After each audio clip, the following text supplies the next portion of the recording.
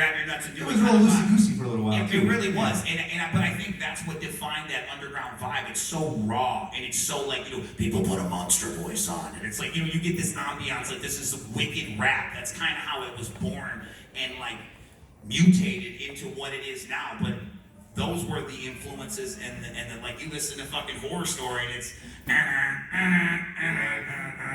like it's White Zombie. It's like that's fucking awesome because that's what we would spin, and it's like we wanted it to reflect in our music. And now, as we go forward, you're more professional. Now you reach out to the people. Hey, can I use this riff, or can you help me, or can we license this? Because you want to do it properly. Because now we know you can get sued. And plus to not be hypocritical. If somebody did that to us, we'd be fucking. Yeah, because you wouldn't want to chase somebody down for doing that to you. Exactly. So it's like you learn things as you get older, and we like to tell y'all that too. We're never always right. We learn shit as we go. We keep it pushing and grow with it. So you guys were going to work on something that you dubbed like the Black Magic Project. Yeah. It ended up being canceled. Could you talk a little bit about what that was and what led up to the cancellation of that? The tattoo on the side of that idiot's head. I was like, no, I'm done. No. Okay. It was the. I'm gonna be bold and say this. It was the rookie stage of getting music out, which would later become Unlikely Prescription. It was a need to try to do what we wanted to do, not put yourself in a box. Like they only want this from you. If you're not stabbing and killing somebody, they don't care. They don't want to turn up. They don't want to be positive. They don't want this. It's like, who is they? And who the fuck are you telling me this? It's like, we want to do what we want to do. If they feel it, again, they will represent it. You will know. If it's not received well, you will know. It's straightforward. Roll the dice. If you're about your craft, put it out on the line. And we kind of embraced a lot of that, and we found out that a lot of y'all feel the same shit that we feel. And we kind of mixed that into our music and let that grow and become who we are. One of the things. Oh, you have it. No, I don't want to say that. Okay, no worries. One of the things that I enjoy, I wasn't down, since day one. I kind of befriended your camp years ago. You guys took me out to the guys at the Juggalos. Yes. You guys were probably really nervous. Like, oh, great, we got this morning show guy, and what's he gonna do? He's gonna come out there. You guys brought me out there, and that's when I became. We trusted you. Yes, you guys trusted me. Absolutely, fucking trusted you. Yeah. We brought you. And I appreciate that trust. So one of the things that I've noticed, you guys always change the face paint. I love the different face paints you do with each album. Do you guys have a favorite? The original, this right here. The original? Yeah, there's some cool ones. I like how Abominations was the killer, but it's like it takes time. It's like almost an hour to do the Abominations. Well, I bet I can only imagine how long it takes to do that. Because it's us doing it. Like if we had a person who would stencil and airbrush, it probably would have been quick and efficient. But we're like, it has to be us. Yeah, just like the hockey mask, we have to do them, or like he's like, I'm picking out the shoes or the whatever. Like there was an entire tour where he customized our shoes, and we had like matching, and it was like sparkly and this whole shit. He made it all himself. It's like we are very hands-on in trying. And it was so cool, man. It was like that. It goes to show. It's like we're very pay attention to the details kind of shit. You know what I mean? It's always the small thing. It really is. It really is, because it shows that you give a fuck, and it's more importantly because we get to do what we want to do and celebrate it within our shit. Very cool. So out of all the albums that you put out, are there any albums in particular that you think could have benefited from more time in the studio? Is there anything you feel like? Oh yeah, every fucking album. That's for me. Like they're never done. I can keep going. I can tweak shit till the fucking cows come home. I would say, I mean, if I had to pick one, it was Mutant, and we tried to, we musically redid it again when we did the remix, remastered, Mutant and whatever, but I feel like, because that was, again, another stab at, Circles and all those songs that are, that hit well, and it was just, I don't know, it was weird. I take that back, that wasn't even on that record. Wasn't that? Just stick with my answer. Okay, that's fine. His answer was fine. It's fine. It's fine. Yeah. Are there any ideas that you... Thank you. I'm sorry. Okay, that's right. My bad. Remember that record? Yes. That's another example. Heartbroken and Homicidal. We released the record, and people were like, "What the fuck is this?" 3 years later, they were like, "This is the greatest fucking record I've ever heard." And I was like, "Where were all of you when it came out?" And it was one of those times where, don't talk about it, be about it. We threw it at the wall, and people were like, "Man." But and that was weird too because That was the biggest discrepancy. Otherwise, you're like, they played 11 minutes of the set and then played the we did not. We did not do We did that. something different that year. We actually played the record aloud on the speakers and let everybody hear it before you could purchase it. And it was just like, because I want to say at that time the internet was still kind of weird. Yeah. It was like dial up and dumb shit Yeah, or whatever it was. just copied that. Yeah, like it was like 4 hours to render a purple show and dumb shit. Like, let's do something different. Always trying to I do think back to something those different. days, 4 hours to render. Come on, you absolutely, absolutely. And now I can shoot 10 minutes inside Yeah, Facebook yeah. in like 4 seconds. You fucking young kids are cutting it, editing vines and shit. The time it takes me to fucking Still remember trying to download pornography. You're sitting there waiting. You said it, not me, but I deny it. Yeah, that's me. Yes. I'll take all that. So you guys have your fingers in a bunch of different like fandoms, you know, music, Astronomicon, like all that kind of stuff. Between comic books, action figures, Astronomicon, like what's your favorite non-musical project that you've put out or that you're most proud of? This, Astronomicon? absolutely, yeah. Hands down, without a doubt.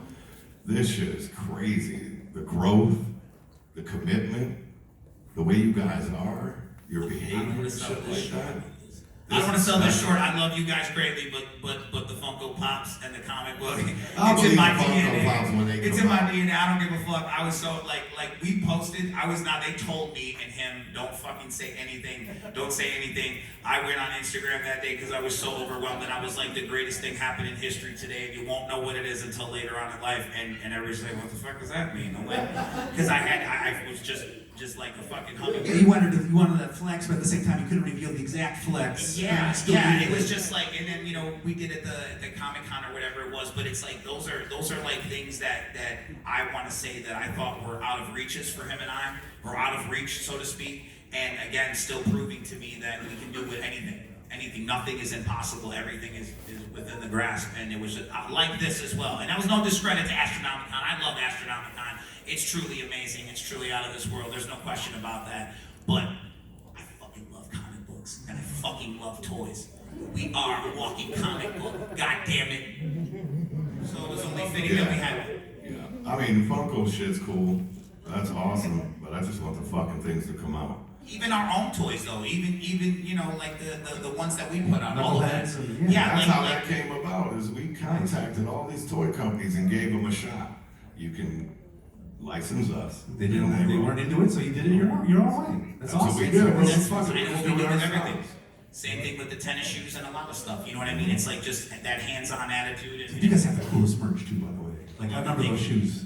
That's Our merchandise has come a long way, but that's because we pay attention. Right before coronavirus hit, George, Michael, and Jason were getting ready to fly overseas and just meet with different manufacturers and different things. Yeah, because that's the thing, it's all done over there. So if you It's all done can't over speak there. the language through Alibaba or whatever, Right. like you actually have to go and establish this connection. So, And we fuck with that, but yeah, it was just to that point. We're like, go over there, see what the fuck happens. And it's also the level of professionalism, like we said, reaching out and making connections, because once you know that person who's on the other end of that email or whatever, it's a lot more forward. You know what I mean? Like you could say, hey Mike, or hey Paul, or, can you handle this? And you're like, oh, we know what we're talking about, and I know who that guy is, and I know they might be a little tardy, or they might be on point, or long-winded or short-winded, and I can respect it accordingly because I know who they are. It's like it's so much better to have put a face with a name and be able to communicate. you have the actual like interpersonal connection. Yeah. Absolutely. So are there any ideas that you guys had in the early days that wouldn't have been possible at the time that now you can execute? Yeah, there's a lot of shit that we wanted to do that not necessarily. I would say this is where I would say this. Yeah. This. That's true. That's yeah, what I'm and yeah, I There's mean, a fucking ton of videos that we wanted to do that they're just like, bro, that's like $2 million worth of shit. Like what can you give us an example? Like, what was one of the videos Bad that you shot Side. down? The video for Bad Side was fucking devastating. We got shut down. Like, the video for Rock the Dead was amazing. Yeah, that came out A good. whole it was written out like there was a track that went through a cemetery and over tombstones and round, and they're like, bro, you're not gonna get that. I can have a guy walk around the fucking. I'm like, that's not how it works. It's on a track. It's a smooth motion, and I'm like, fuck, just skip it. Just do something else. We don't die. It's fine. That's what it is. But that's awesome though. It's like it's the want, and it's to try to execute and make it happen. And that's what's been like with the shoes and the other stuff that we talked about. I think I want to know the part of the answer to this next one, just sort of talks with George and Dustin and some of the other members of the Manic Ninja camp. But what was the hardest aspect of the music industry for you guys to have to adapt to? Literally not doing what the fuck we want to do. You know what I mean? We say that, but there's a protocol with everything. There's a right way to do everything. When we say we do what the fuck we want, it's just like I said.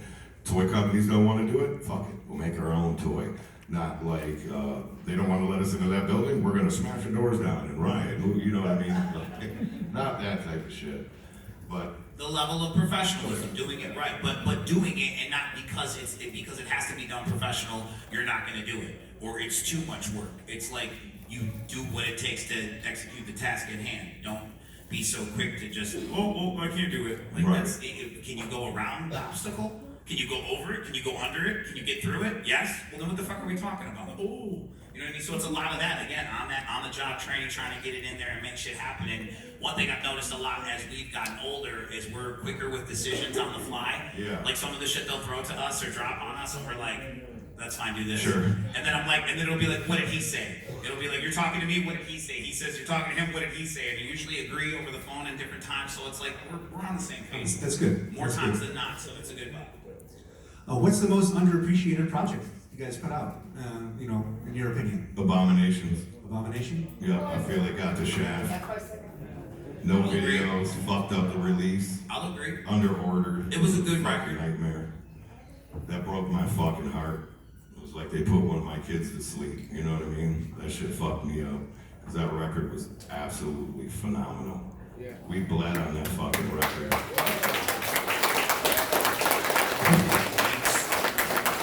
And it just got the fucking shaft. And that just killed me. That was a hard one to recover from. It was cool though, the vibe, the test of us to rise to the occasion and try to ever You raise guys the bar. don't know how many things have happened to me and Jamie that most fucking people would just say, I'm fucking done. I'm done.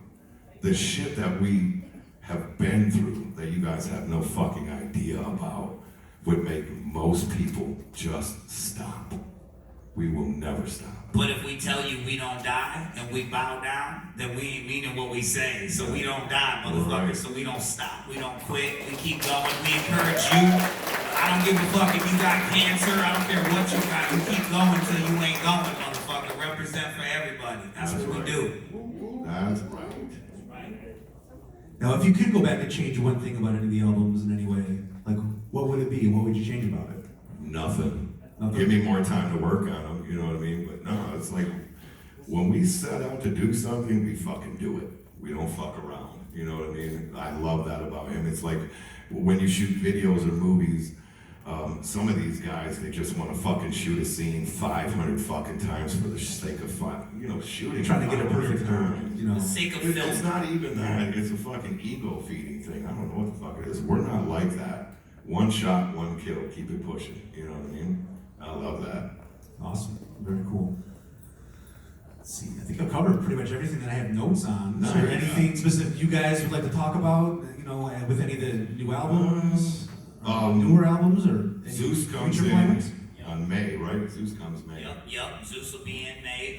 We'll be back in the studio with him working on our brand new record we got coming out. Yeah. Another rock-infused record. Nice. With Zeus, who's Rob Zombie's. He's got my lips hard, I'll tell you right I'm now. telling you, dude, he got my lips hard when I talk to him. Yeah, but then after that, there's a fucking straight up wicked record coming as well. That's like 80% done. Just some fucking killer shit. There's a lot of shit in the canons that to how we used to say all the time, expect the unexpected, and then it got played saying it, but it's always still in play. There's always still the twisted iCloud above us with many, many ideas forever circling in it, and we grab down what we like still when we like.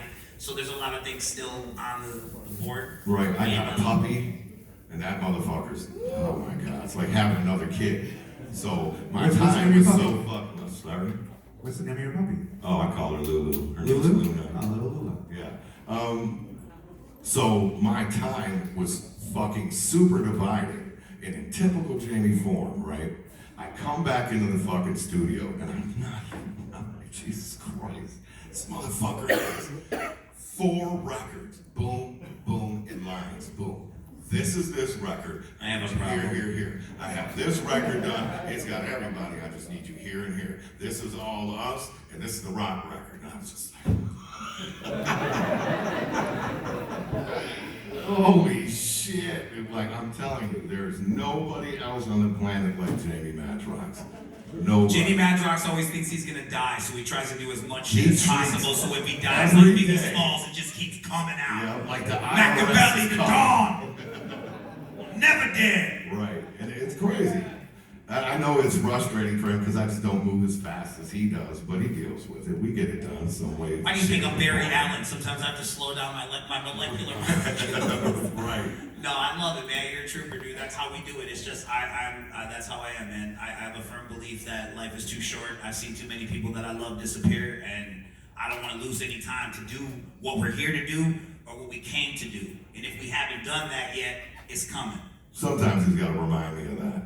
Like, come on, man, wake the fuck up. Let's go. Because I'll get funks. I'm human. You know what I mean? So many people come and go, though. It's like you guys give us your time. We want to make it worth your time. Always. You guys pull up and show up for us. We want to make sure that everything is perfect for y'all as best as we can humanly possibly make it for you, to show you as a thank you from us to you. We appreciate your time. Yes. We appreciate your dedication. We appreciate every one of you guys, because without you, there would be no us. We haven't forgotten that. We've been saying that for 25 fucking years, and it's still true. And if you don't know that, then let us know. Introduce yourself and we'll tell you. I'm Jamie, that's Paul. We love you, motherfuckers. We always have and we always will. That's on the grounds, that's wherever you see us.